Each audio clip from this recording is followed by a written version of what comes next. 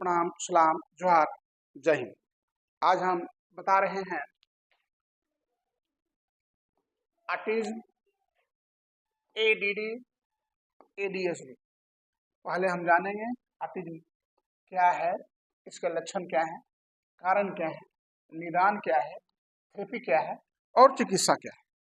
ये 6 चीज को हम जानेंगे। तो चलिए हम पहले लेते हैं ऑटिज्म क्या है। देखिए, ऑटिज्म जो है सो इसको ऑटिज्म स्पेक्ट्रम डिजॉर्डर भी कहा जाता है। ऑटिज्म स्पेक्ट्रम डिजॉर्डर, वहां पे देखिए लिखा हुआ है। यह एक डेवलपमेंटल डिजॉर्डर है। हिंदी में इसको समझिएगा तो विकासात्मक विकार है जो बच्चों के सामाजिक संपर्क, व्यवहार और संचार को प्रभावित करता है। और इसमें अलग अलग लक्षण बच्चों में पाए जाते हैं। कुछ हल्के ऑटिज्म होते हैं, कुछ अति गंभीर होते हैं, कुछ माइल्ड होते हैं। उस पर हम आज चर्चा करेंगे। ऐसे ऑटिज्म पर हमारा ऑलरेडी वीडियो हमारा यूट्यूब एडिट में बना हुआ है, आप देख सकते हैं।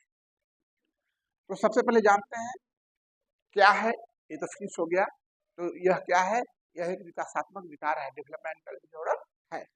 अब इसके लक्षण पर हम चर्चा करेंगे। इसका सिम्टम्स क्या है? तो देखिए लक्षण क्या है। सबसे पहली बात है कि इसमें हमने कहा कि सामाजिक संचार में कठिनाई होती है।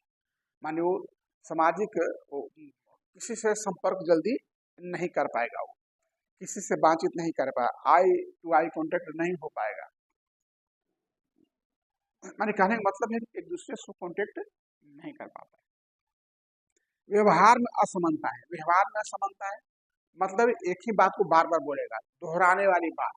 जैसे अपने यहाँ दिव्यांशु है ना, हाँ बोलिए क्या है, हाँ ठीक है, चलो लिखो, चलो लिखो। तो दोहराने वाली बात, बच्चों एक ही क्रिया को बार बार करता है। जैसे ये भी कर सकता है कि बार बार हाथ को घुमाना या बारी बारी से खेल खेलना। तो ये सारा उसमें दोहराने वाला बिहेवियर होता है। उसके बाद रूटीन में बदलाव के प्रति बड़ा संवेदनशील रहता है वो, यानी उसका रूटीन में बदलाव नहीं होना चाहिए। किसी भी बदलाव से बच्चे परेशान हो जाते हैं। बदलाव वो टाइम फिक्स समझते हैं, बदलाव नहीं चाहते। इसके बाद अधिक रुचियां, यानी कुछ बच्चे विशेष रुचियों में अधिक व्यस्त रहते हैं। कुछ बच्चे ऐसे होते हैं ऑटिज्म जो अपने रुचि में ज्यादातर व्यस्त रहेगा, वही काम करेगा जो उसको मनपसंद का है। जैसे एक खास प्रकार की कार चलाना, ट्रेन चलाना या उसके प्रति ध्यान आकर्षित करना। अगर बकरी से लगाव हो गया तो बकरियों देखते रहेगा, उसी से खेल कूद, गाय से तो गाय से खेल कूदेगा। कोई मान लिया साइकिल पे है तो उसी से, कुछ जिससे उसको लगाव हो गया उसी से मस्त रहेगा। इसके बाद आप समझिए सामाजिक संचार में कमी हो गया, दोहराने वाला व्यवहार हो गया, भाषा संचार में समस्याएं हो गया। जैसे भाषा देरी से, कुछ बच्चों में बोलने का जो विकास होता है वह देर से होता है और बार बार दोहराने वाले व्यवहार बोलते हैं, बात बोलते हैं और जो बोल रहे हैं वो ठीक से समझ में आपको नहीं आएगा, उनकी कुछ अपनी भाषा होती है। वही हो गया अस्पष्ट संवाद की कमी।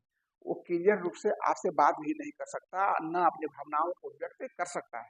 जैसे आप व्यक्त करते हैं ना कि सर हमको सर दर्द हो रहा है या पैर दर्द कर रहा है या हमको थोड़ा ठीक नहीं लग रहा है, लेकिन वो अपनी संवेदना को व्यक्त ही नहीं कर सकता है। उसको पता नहीं कि जा रहा है, गर्मी है, बरसात है, आग है, पानी है, तो इसलिए अपनी संवेदनाओं को व्यक्त नहीं कर सकता।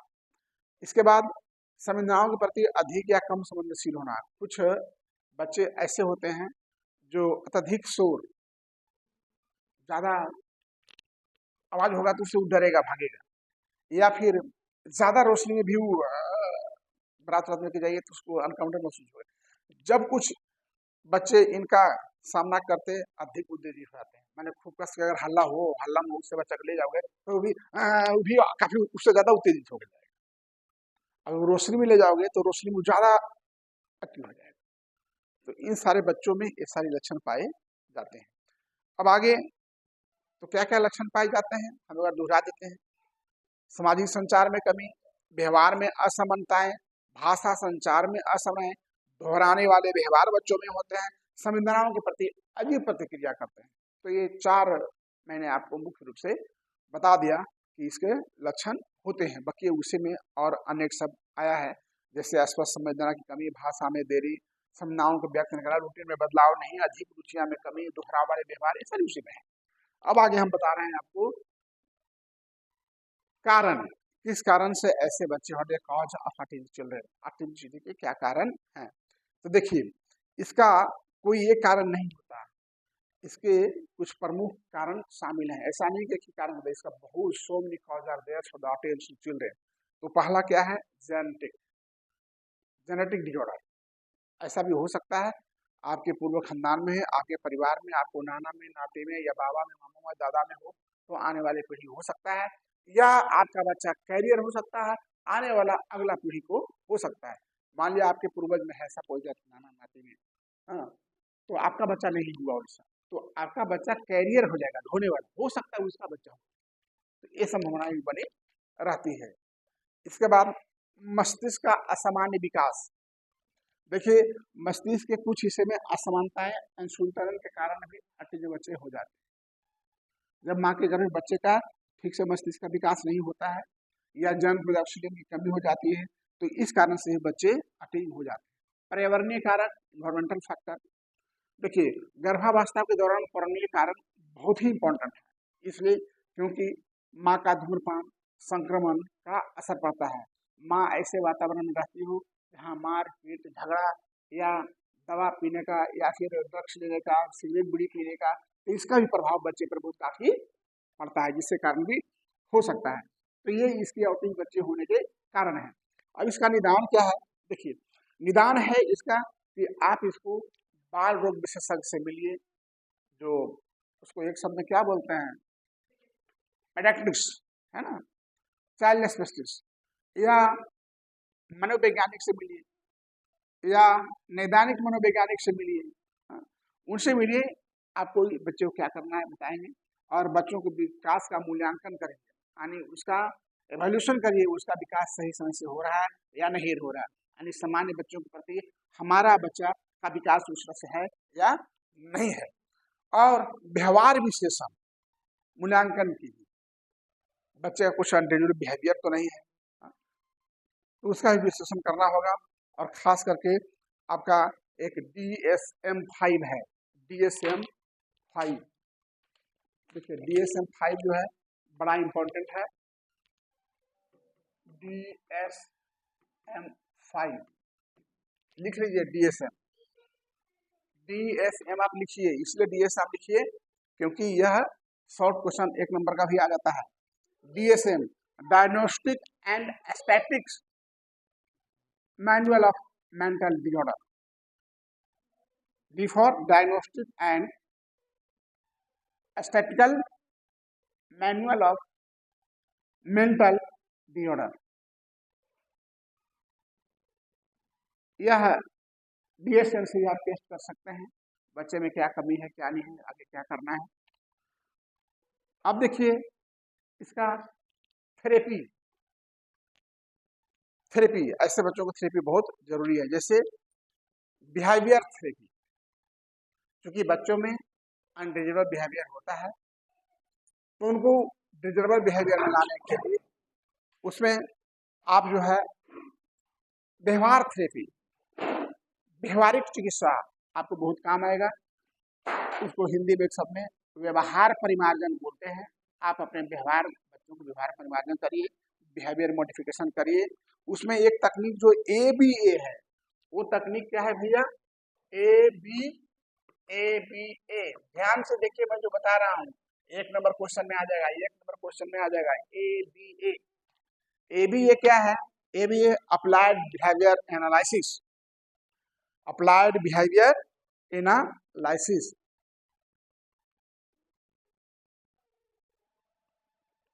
यह जो है बच्चों को अनडिजायरेबल बिहेवियर को कम करने के लिए, अच्छे व्यवहार सिखाने के लिए उपयोग किया जाता है।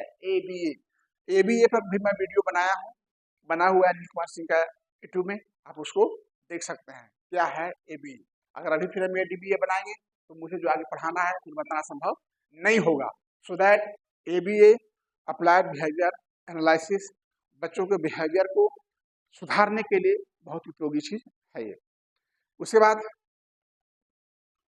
शिक्षा में एजुकेशन, बच्चों को विशेष बच्चों के लिए, ऐसे बच्चे जो होते हैं उनके लिए स्पेशल क्लासेस होते हैं। स्पेशल क्लासेस में उनको सामान्य बच्चों के साथ या ऐसे बच्चों के साथ भी आप विशेष प्रशिक्षण दे करके बहुत कुछ सुधार लाया जा सकता है। भाषा थेरेपी, स्पीच थेरेपी जिसको बोलते हैं, है ना, ऐसे बच्चों में बोलने की भी समस्या होता है। तो जिन बच्चों में, ऐसे बच्चों में बोलने की समस्या होता है उनके लिए स्पीच थेरेपी का कारगर होता है। हिंदी में उसको वाक चिकित्सा बोलते हैं। अब इसमें एक है मनोचिकित्सा।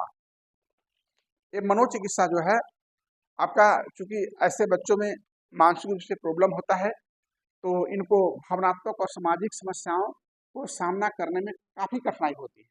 तो इसीलिए हम लोग उसको मानसिक चिकित्सा का सहयोग की आवश्यकता पड़ती है। जैसे उसको मानसिक काउंसलिंग का होता है, उसको हम लोग मानसिक रूप से ट्रेनिंग देकर के उसको विकास करा सकते हैं। उसके लिए बहुत जरूरी है क्लिनिकल साइकोलॉजिस्ट, बिहेवियर थेरेपिस्ट के पास जाकर के उसका बिहेवियर मॉडिफिकेशन कराएं। अब देखिए, ऐसे बच्चे कुछ हाइपर एक्टिव होते हैं तो उनके लिए कुछ मेडिसिन की सहायता ली जाती है।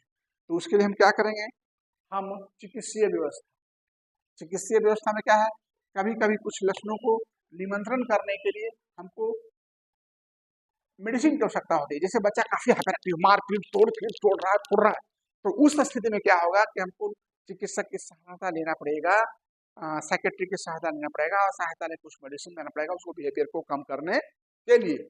और बच्चे में यदि घबराहट हो, ऐसा भी हो सकता है, या अवसाद हो जाए, तो उसके लिए भी जो है उसको चिकित्सक की सलाह लेने की जरूरत पड़ता है।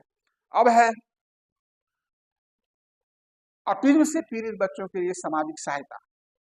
ऑटिज्म से जो पीड़ित बच्चे हैं उसके लिए क्या सहायता है, तो सबसे बड़ी सहायता है कि समाज और परिवार का समर्थन बहुत जरूरी है। अगर वो लोग यह कहकर छोड़ देता है वैसे पागल है छोड़ो, तो समय से पूर्व काल के गाल में समा जाएगा। इसलिए परिवार का, समाज का सहयोग होना बहुत जरूरी है। और परिवार समाज का सकारात्मक दृष्टिकोण बच्चे के समग्र विकास में लाभदायक होता है। यानी हमारा समाज का, हमारा परिवार का सहयोग रहेगा तो बच्चों को काफी सुधार लाया जा सकता है।